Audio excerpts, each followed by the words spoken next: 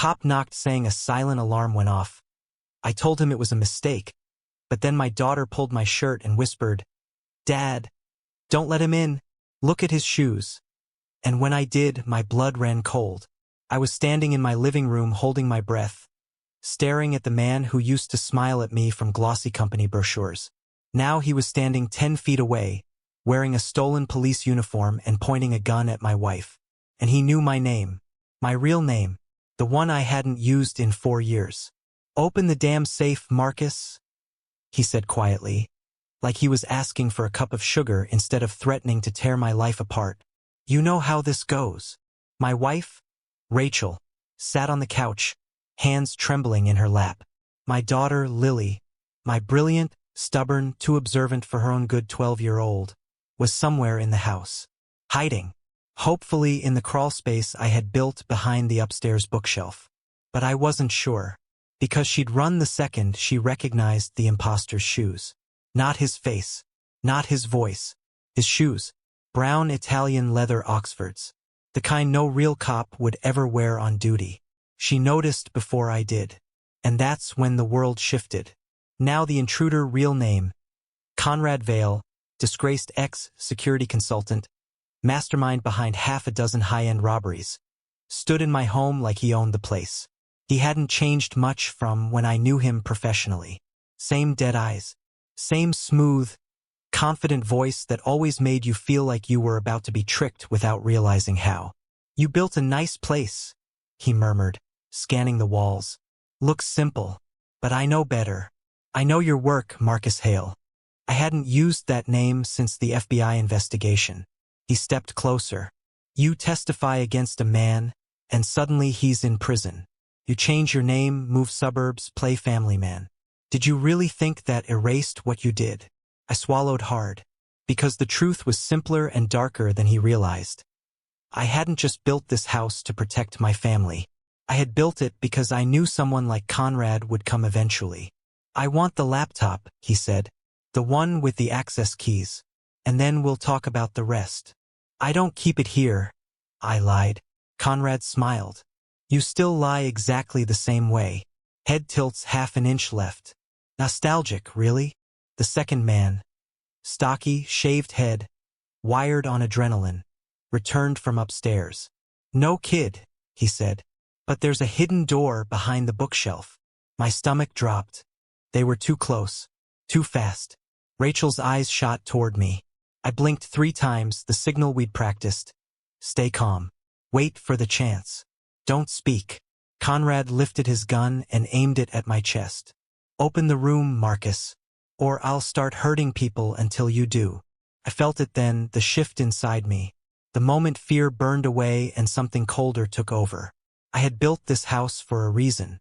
I had built it to be a safe space. A cage, puzzle, a weapon, and Conrad Vale had just walked straight into it. I took one slow breath. "Okay," I said. "You want the safe room open?" I stepped toward the hallway, past the couch, past Rachel, toward the hidden trigger in the baseboard. "Then come with me." My hand reached the switch. I pressed it. The entire house groaned, locks thudding into place, steel core shutters dropping over the windows. All 3 of them froze. Conrad's smile vanished. "What the hell did you just do?" I turned to face him. "You wanted in," I said. "Congratulations." I let the next words drop like ice. "Now you're trapped." I didn't start out building traps. I started out building trust. 4 years ago, before the trial, before the new name, before every shadow felt like a warning, I was an architectural security designer in Philadelphia, one of the best. Corporations hired me to figure out how thieves might break into their buildings. Irony is a vicious bastard, because the very criminals I was protecting them from were studying my work just as closely.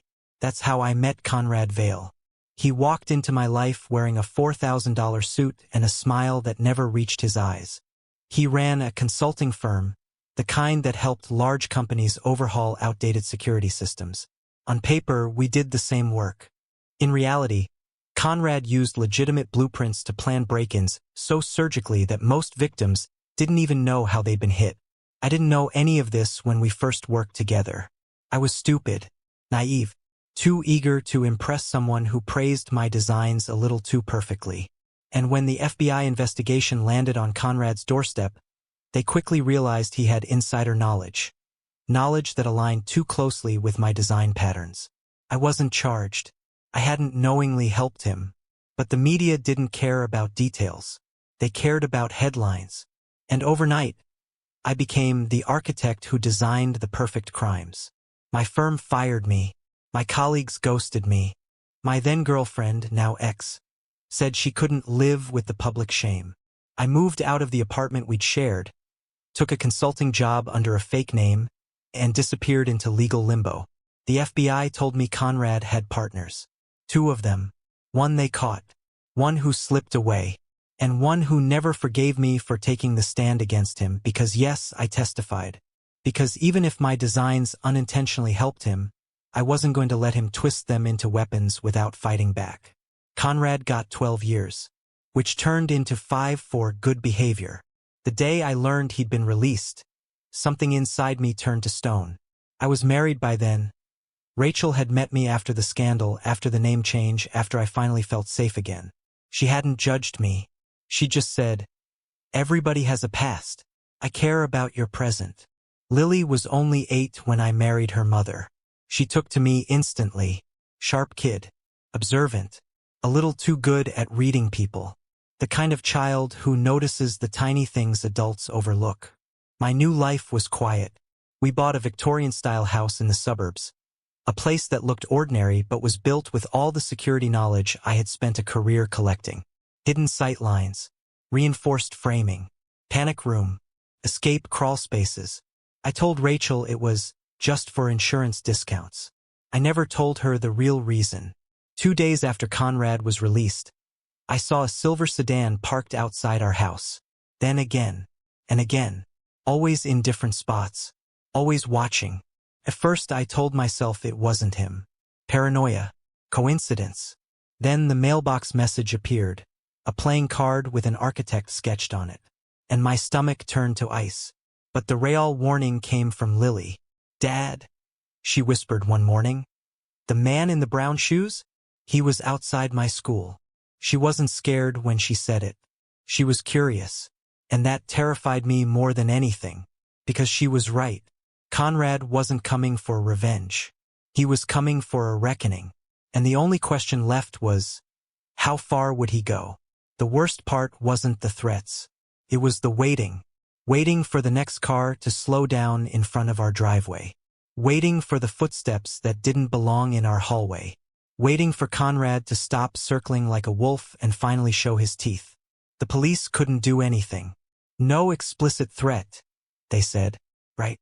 Because a man like Conrad didn't make threats. He made promises. 3 days before everything exploded, Rachel came home from grocery shopping pale as a sheet. "There was a van behind me," she murmured, voice thin. "Blacked out windows. Followed me for 8 turns. Until I pulled into the police station. Then it just disappeared." She sat down at the kitchen table like her legs couldn't hold her. I didn't say anything. Couldn't. Not without telling her the truth. Why the van wasn't random, why this wasn't paranoia. Why I'd been checking our cameras every night until 3 a.m. Lily watched from the hallway, clutching the railing. "Was it the same van from my school?" she whispered. My blood ran cold. "You didn't tell me about a van," I said. "I didn't want to freak you out," she whispered. "It was near the pickup line." The driver kept staring at the kids. That was when everything inside me snapped into place. No more waiting. No more hoping he'd lose interest. No more pretending we were normal. That night, after I got Rachel tucked into bed, even though she pretended she wasn't terrified, I pulled Lily into my office. I didn't sugarcoat anything. She was too smart for lies anyway. "There's a man who's angry with me," I told her, "and he may try to scare us. So from now on, you follow every rule I give you. No questions. No debate." Lily nodded, eyes huge and dark. That kid had courage in her bones. For the next 48 hours, I rebuilt the house from the inside out, sealing every point of weakness, checking every hidden mechanism, activating every fail-safe I'd ever designed but never thought I'd need. Rachel watched me like she didn't recognize the man she married. "You're scaring me, Marcus. Tell me what's happening." So I did. Everything. The trial. The threats. The surveillance. Conrad's release. She didn't scream. Didn't cry. She just whispered, "Why didn't you tell me sooner?" "Because I hoped it would never reach us." "And now it has?" I nodded. She closed her eyes. "Then we prepare." That was the moment I realized why I married her. The next morning at 11:17 a.m., the doorbell rang. We weren't expecting anyone. Rachel was upstairs with a fever. Lily was at school. I checked the camera feed. A police cruiser was parked outside. 2 officers at the door. Except the taller one, the one in front, stood wrong. Too relaxed. Too confident.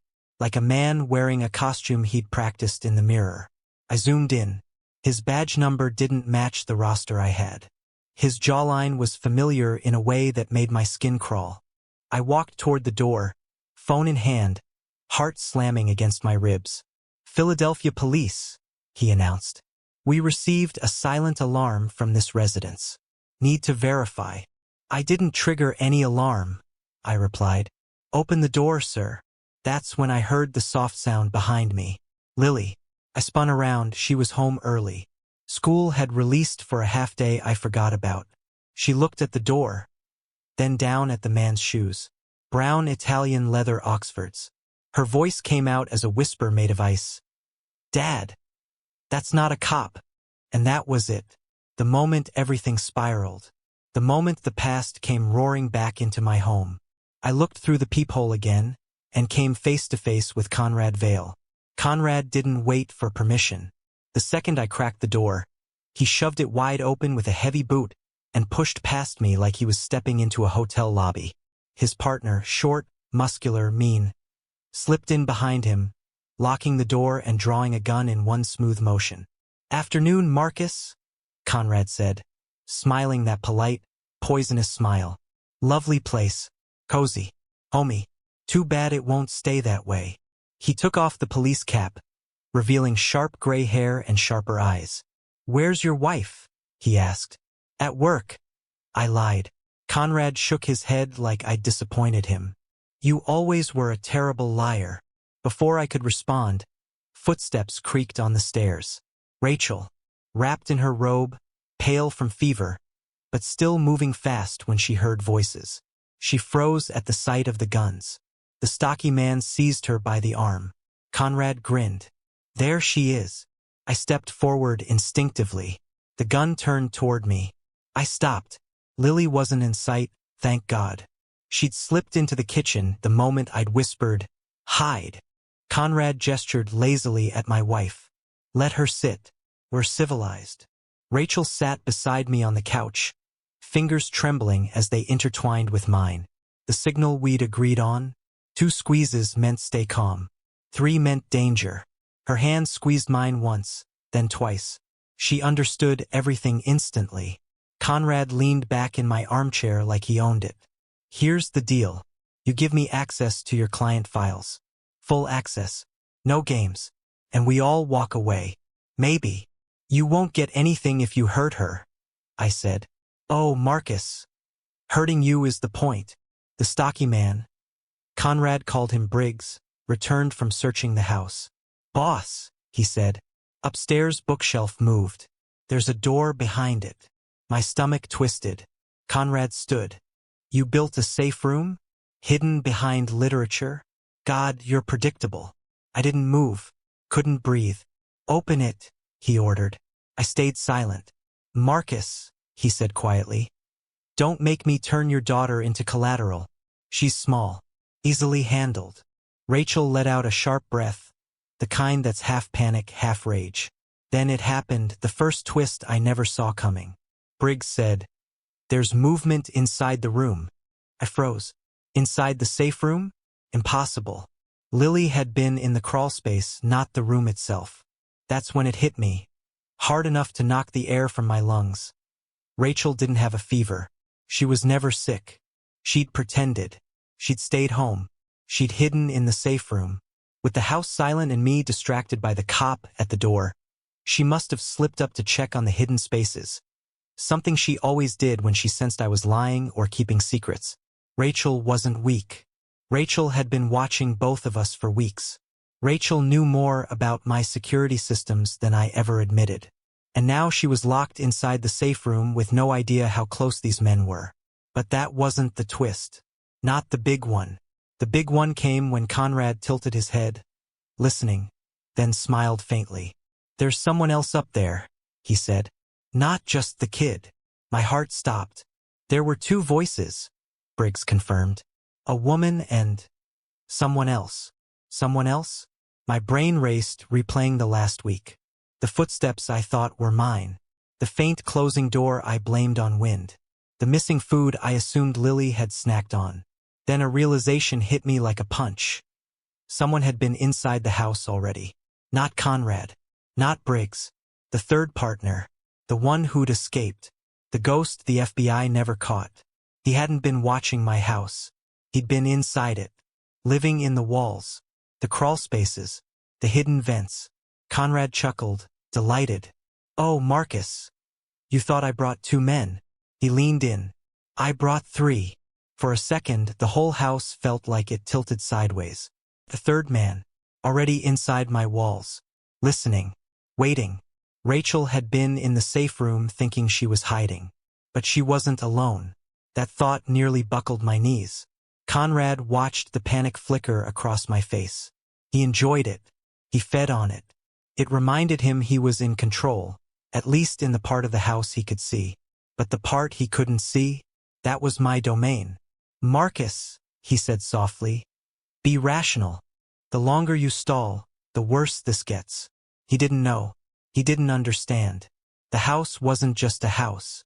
It was a system of nerves and reflexes, and I knew every line of code, every hinge, every blind spot. He hadn't walked into our home. He'd walked into my architecture. And in architecture, the designer always has the advantage. I lifted my chin. "Conrad, do you know what you never learned about my work?" His eyebrows arched. "Enlighten me." "I build for failure." He blinked once. Confused. Good. Confusion meant time. I let the next part fall slowly, buying minutes, buying seconds. Anything that let Lily and Rachel stay alive long enough for me to act. Every part of this place has a countermeasure. A failsafe. A contingency. "And yet here I am," he said. "No," I replied calmly. "You're not in control. You're in position." Conrad laughed. "Position for what?" "For whatever I choose." Briggs tensed, raising his gun again. "Boss, I don't like how he's talking." "Relax." Conrad lifted a hand. "Marcus isn't stupid enough to—" A soft metallic click echoed under the floorboards. Not loud, not dramatic, but I felt it like a prayer answering itself. Conrad's smile faltered. "What was that?" he asked. I folded my hands. "You ever wonder why I built subflooring that's 2 inches thicker than code requires?" He didn't respond, so I answered for him. "Pressure sensors." Briggs swore. Conrad's jaw tightened. "You think I didn't see the way you walked through my entryway? You think I didn't know when you stepped on the wrong board? I've been tracking every move since you crossed the threshold." He moved to grab me.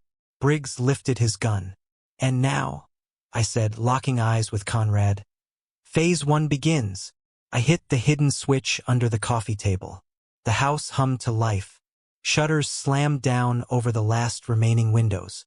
Steel wedges snapped into the front and back doors. The HVAC system rerouted. But most importantly, communications opened on the private emergency channel Lily knew to activate if she ever reached the basement. If she was safe, the signal would ping. If she wasn't, no. I couldn't think about that. Not yet. Conrad lunged forward, grabbing my shirt and slamming me against the wall. "You think a few parlor tricks can stop what's happening upstairs?" he hissed. "My man is with your wife. Your daughter. He'll force his way in eventually. And trust me, he doesn't follow my rules." That made my blood run cold. But I couldn't let him see it. "Then I guess," I said, voice steady, "it's a race." Conrad stepped back. "A race to what?" I opened my palm, showing him the small black remote he hadn't noticed. The one linked to the old ventilation system, the one I had modified months ago. Access, I said. You want the laptop? The codes? My files. I jerked my head toward the office. They're in there. He narrowed his eyes. What's the catch? The catch, I said, is that you only get them if I'm alive. For the first time, he hesitated. Because he knew I was right. He couldn't kill me. Not yet. Not until he got everything he came for. Which meant I had leverage. Briggs moved toward the office. Conrad held up a hand. No, he said. We stay together. Perfect. Exactly what I needed.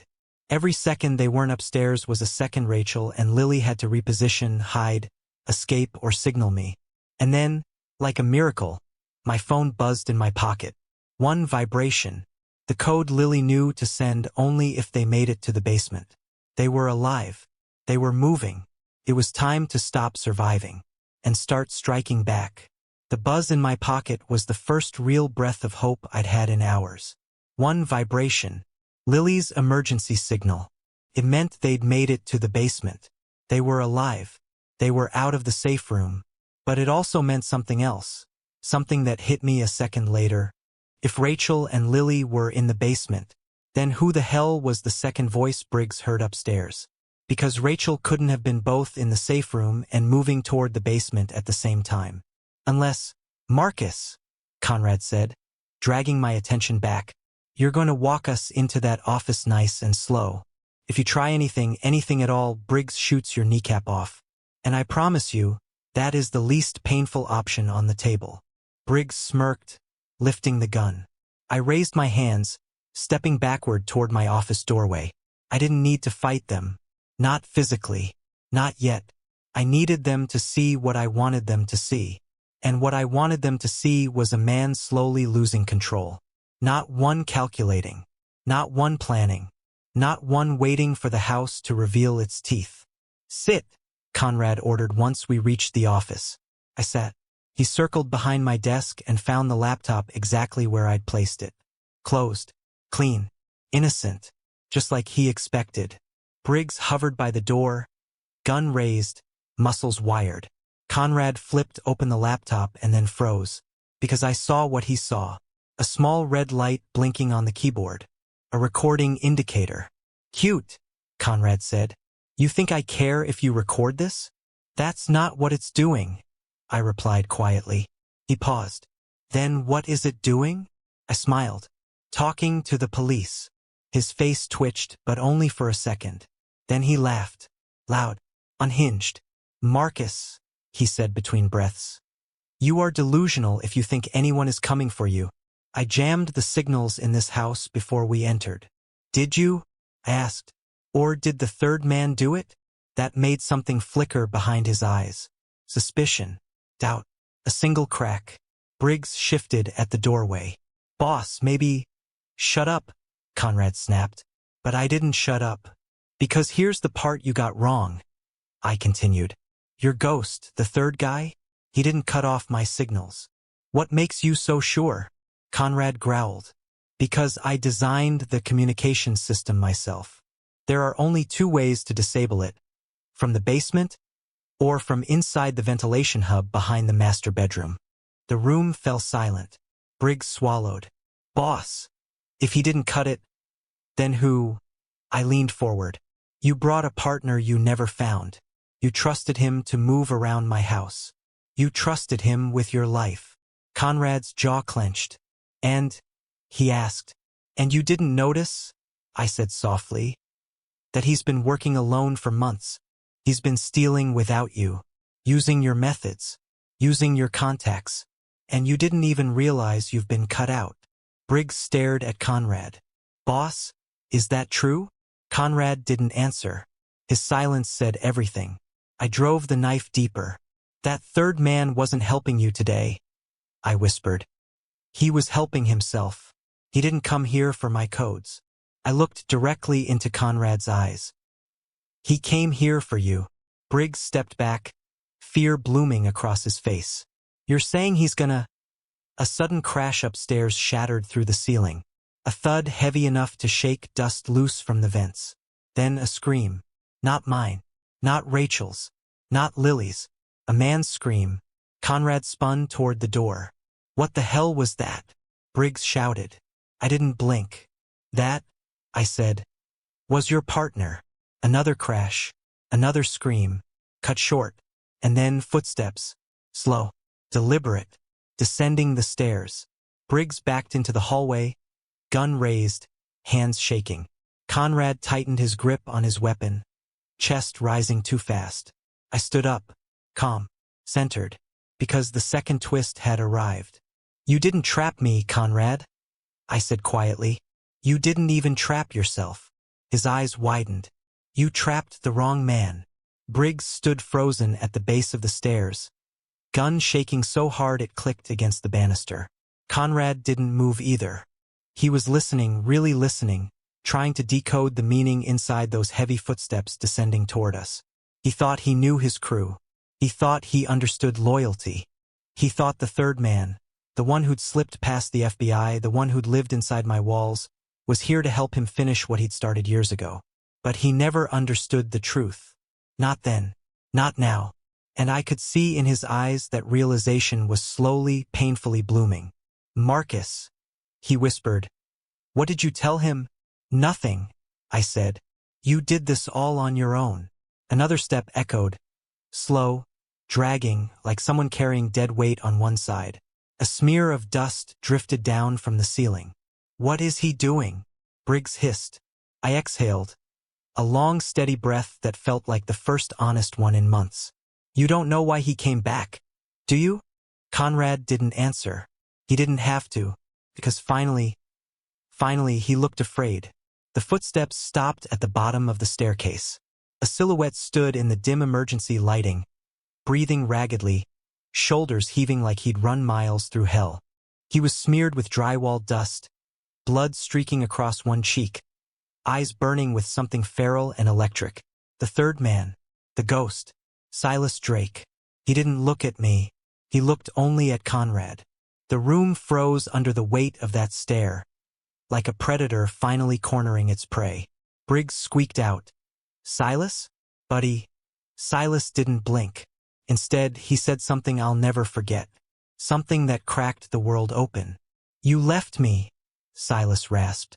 You left me in that vault. Briggs stared. That was years ago. Silas didn't acknowledge him. His eyes drilled into Conrad. I waited, Silas said. I waited for you to come back. You said you'd come back. You swore you would. Conrad's face drained of color. That job went sideways. You left me to die, Silas said, voice breaking. You left me choking on smoke, burning alive in the dark while you ran. My heart twisted into something sharp. The museum fire, the one the FBI never solved. They thought the fire was accidental. They thought the missing man died in the blaze. They never found the body, because the body wasn't gone. The man had survived, barely, and the scars covering Silas's neck, creeping under his collar, told me everything about how close he'd come. Briggs staggered back. Silas, man, we didn't know you made it out. Silas finally blinked. Slowly. Conrad knew, he said. He knew. He heard me screaming behind that wall. And he walked. Away. Anyway. Conrad swallowed. I did what I had to do. Those 6 words hollowed him out. Silas's voice cracked. I begged you. Now Briggs was shaking so hard he nearly dropped his gun. Man, come on. Whatever happened back then, we can... Silas snapped his head toward Briggs, and the look alone shut him up. Conrad tried to regain control, forcing confidence into his voice. Silas, he said, you're here because you need my help. We planned this job. Silas cut him off with a laugh so broken it barely sounded human. Help? He whispered. No, he took a step forward, limping. You're not my partner. Another step. You're my unfinished business. Conrad finally raised his gun. Too late. Silas said the words I'd been waiting for him to say. The reason I came back, he breathed, wasn't for codes or money, or him. He pointed at me. It was for you. Silas smiled. A slow, chilling, terrible thing. I came back. to finish burning you alive. Silas stood there, dust-caked, bleeding, breathing like he'd swallowed fire, and I realized something brutal. Conrad had spent years thinking I was the enemy who ruined his life. He never understood the truth. His real monster had been following him long before he ever showed up at my house. Silas stepped forward again, and Conrad, once the most confident predator I'd ever met, stumbled back like a trapped animal. "Silas," Conrad stammered, we can work something out." "No," Silas whispered. "We really can't." Briggs panicked first. He lifted his gun toward Silas, voice cracking. "Stay back." Silas didn't stay back. He moved with a limp, sure, but he moved fast. Faster than Briggs expected. Briggs fired once, the bullet slamming into the wall as Silas crashed into him, wrenching the gun from his hand so violently Briggs screamed. The gun skittered across the hallway. Silas didn't even look at it. He looked at Conrad.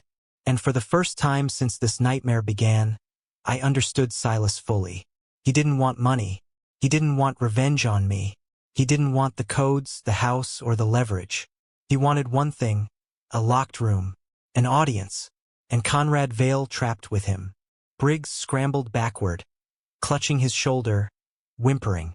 He wasn't brave. He wasn't loyal. He just wanted to survive. Conrad wasn't screaming yet, but the fear was clear. "Marcus," he said, desperate now. "Help me. You need me alive." I stepped back. "No," I said. "I really don't." Because while they were focused on each other, I'd moved into position. I'd already kicked the sliding panel in the office wall open with my heel. The one Silas had used to slip between floors. Rachel and Lily were in the basement by now. The override was active. The house was no longer a prison for us. Just for them. Conrad lunged toward the door, but he didn't get far. Silas grabbed him by the back of the uniform shirt and slammed him into the wall so hard the drywall cracked. Conrad shouted, "You don't have to do this." Silas leaned close, his voice so soft it made the hair on my arms rise. "You left me to die once." Then, without looking at me, Silas said, "Get your family out." That stopped me. Silas didn't want us involved, didn't want us harmed, didn't want witnesses, just closure. But I wasn't going to leave a man to die, not even one who had tried to destroy my life. I reached for the wall switch, the one that would unlock the front door, the one that would end this, the one Silas expected me to use. Instead, I hit the lockdown reinforcement command. The doors sealed tighter. The magnetic locks hummed. The house became a steel throat closing around two men who had earned every inch of this cage. Conrad realized what I'd done. "You can't leave us in here," he yelled. I looked him dead in the eyes. "You walked into my home like it was yours. You threatened my wife. You hunted my daughter. You wanted 12 hours of suffering." I shook my head. "Silas wants 5 minutes." Silas smiled at me. A grateful smile. A terrifying smile. Conrad screamed. Rachel and Lily appeared at the top of the basement stairs behind me, eyes wide. "Marcus," Rachel whispered. "Let's go." So we left. We walked out the back exit through the crawl tunnel, the one Conrad never found, and emerged in the yard just as the first police sirens cut through the cold suburban air. They'd find Conrad and Silas in the house. One alive, one not. Did I feel guilty? No. Some architecture is built to protect. Some architecture is built to punish. And sometimes, if you're very lucky, it does both. As the officers rushed past me, one asked, "Sir, is anyone still inside?" I nodded. "Yeah," I said. 2 grown men making very bad decisions. That was the closest thing to mercy I could offer. And honestly, felt like justice.